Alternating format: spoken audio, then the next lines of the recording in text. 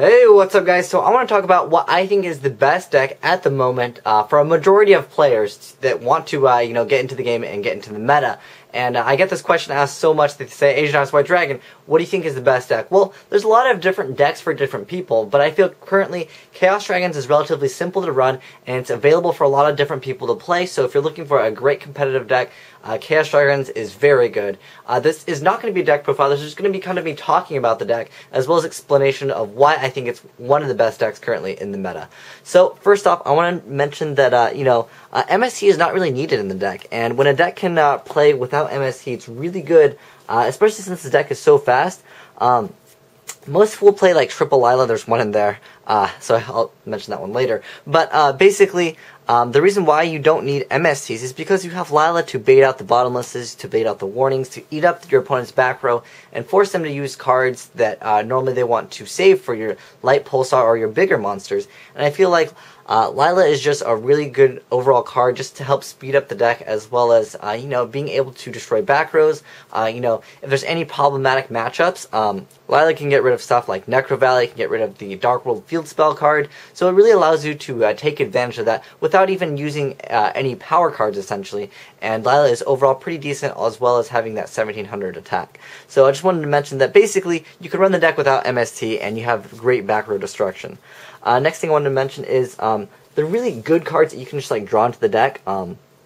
Monster Reborn can obviously, win games for certain decks. This deck is definitely a deck that can top deck Reborn and establish a really good field. This activating Reborn on, for example, a Red Eyes Darkness Metal, activating Red Eyes Darkness Metal's effect to get back another dragon, and then basically, dealing quite a bit of damage, as well as securing good field advantage. And another great card, which I'm sure you guys are familiar with, Future Fusion. Basically, if they open up with this, it sets up such a great advantage for them to get to send all of their stuff to the graveyard, as well as, get those pluses from Eclipse Wyvern. Next up, the deck does usually play Gores, because the deck is monster heavy. And these are just more great cards that you can just really draw into. So Chaos Sorcerer, really overall solid card. Some like to play two. I think one is pretty sufficient, though. Most decks will be playing one. But yeah, Chaos Sorcerer is just overall pretty solid, especially since some of the Dark World matchups, you can have a tough time if you don't draw the Lila and you can't pop the field spell, because, you only have 2800. That's basically your biggest monster that you're going to get out over and over. Yes, you do have Chaos Sorcerer and BLS to remove, but sometimes when that skill drain is already up on the field, you don't want to point for point your Black Luster Soldier with a Grapha, because they'll just Grapha you next turn anyways. And then, Honest, it's a great card, and any deck that can main deck Honest really just sets up such a good advantage. And then, the deck can play 3 Light Pulsars, so really good card, and overall, amazing card, just because it allows you to establish a field and then not get punished for overextending necessarily. Because if you go for Light Pulsar and you have a Red Eyes Darkness Metal on the field and maybe one Red Eyes Darkness Metal in the grave, then you can kind of overextend, and if your opponent has Gores and they get over your Light Pulsar, you can just get back another Red Eyes Darkness Metal, which then gets you back Light Pulsar Dragon. So it's kind of a loop that continuously goes on, and it can kind of exhaust your opponent out of answers and out of cards for them to essentially do anything.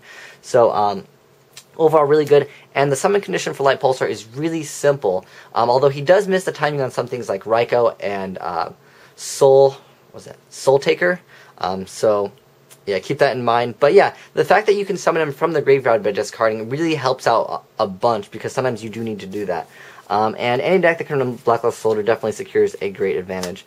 As well as, Dark Arm is a great card in the deck, so if you're trying to make this deck, I guess this is kind of like a mini deck profile. It's just cards that I feel like are really good, and kind of my explanation to why I think that this deck is definitely one of the best decks. So yeah, Dark Arm, pretty self-explanatory. You run lots of Darks. Mostly because I like to play the Tour Guide. If I was to play this deck, I definitely would play the whole Tour Guide engine, just because Sangan allows you to search for Honest, and Honest is really unfair in this deck. Especially when you have Black Luster Soldier, Honest is really good. But basically, if you need to get more Darks, it just really helps out. Getting the Darks into the graveyard is really important. You could opt to also play Dark Flare Dragon, although I personally am not a fan of that card. But he does, put in work sometimes against certain decks that need stuff in the graveyard, like Grapha or Insect or Hornet, but sometimes they just have too many of those, and I just don't find the card too useful for me. But if you like it, that's totally cool. And then I wanted to talk about cards that are great to mill in the deck. I personally do not like drawing this card. I don't know what you guys think as far as dragon players. Let me know if you guys like Eclipse Wyvern, because I know you can summon a Wyvern and then banish it for Red Eyes Darkness Metal. But generally, I like to just feature fusion with this card. It helps out quite a bit. The reason why I also like the Eclipse Wyvern is when you have him as a material for an Exceed. Once he goes to the graveyard, he does get the effect. He's just like Dandelion. He does not need to be sent from the field to the graveyard. He just needs to go to the graveyard. So he's really good, and his effect, can't really miss timing because it's a mandatory. But as far as adding the banished monster after this card gets banished, the card that you add, it does help out quite a bit. Majority of the time I will go for Dark Armed when I mill Wyvern. But yeah, these cards, I'm not too much of a fan of drawing Wyvern. Although sometimes with Red Eyes Darkness Metal, it does open up plays with Tour Guide. Like I can go Tour Guide, make, just Tour Guide and Tour Guide Sangan, and make number 17, remove number 17 for Red Eyes Darkness Metal, and then kind of go from there. And then I've established 2 Darks already in the graveyard if I have Dark Arm ready to go. It just sets up, other OTK plays. But yeah, and I really think the deck has really solid draw powers, and other ways to speed up the deck. So first off, Allure of Darkness and 3 Soul Recharge. You can play Duality, maybe just like 1 Duality, because you will be special summoning quite a bit, and that's just kind of how the deck works. But what I really wanted to also mention was Charge the Light Brigade. This card is just so good in the deck because it allows you to go for things that can hurt your deck, as well as, you can play around what your opponent has or your opponent's deck.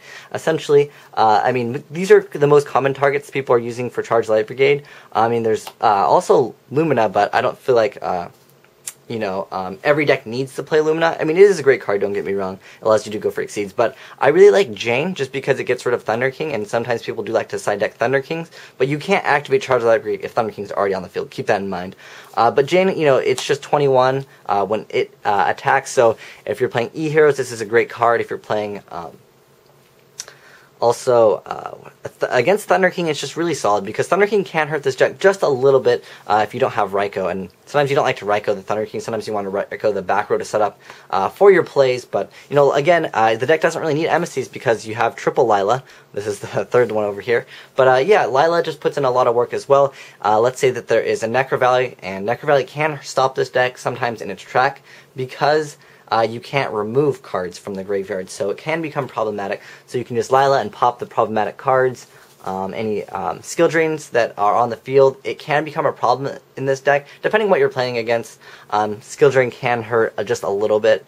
But yeah, also Raikou, just a great overall solid card, great for the mirror match. Sometimes if you can get it out early, you can get it early against some decks. However, it's not so great against Inzectors, obviously, because I'll just pop it. But sometimes it is okay to save a Raikou, because you want to wait for your opponent to get out their big monster, and then you can flip and destroy. It's also pretty decent against Dino Rabbit, just because Dino Rabbit kind of loses to like Snowman Eater and stuff. But if you have no back row, they'll generally will make Dolka, and you can't blame them for that, because, yeah. And then Aaron is great against, not too many people are playing Gravekeepers, but Aaron is good against that, plus the additional mill is always great, just to help speed up the consistency of your deck. And, getting those lights and darks in the graveyard is just really key.